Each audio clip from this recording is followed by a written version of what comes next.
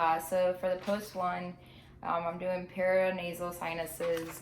So these is the drawing of the sinuses here, and showing the location, how they communicate with the nasal activity.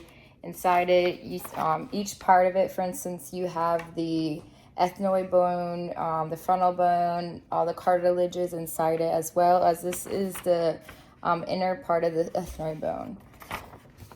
For the part two, I'm going to be using a person, my sister, and the part where it says demonstrate how to palpate them with your body.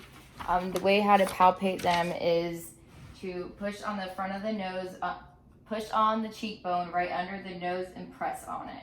That is how you palpate someone. And for the last part, the facts for the so for A, what was the cause of Daniel's discomfort? Daniel's discomfort in the right maxillary region is due to unhealed maxillary fracture.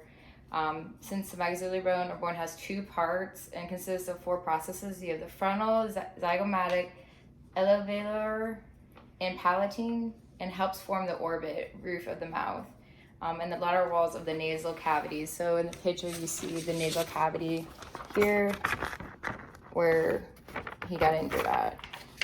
And the way to physically assess it, so if I was going to assess him, it would be pushing on the depression of the forehead. There would be a depression, or it's going to be if the air is under the skin of the cheek or the nose, or if the nose starts to bleed anytime. So that would how I'd be able to physically assess the patient, Daniel.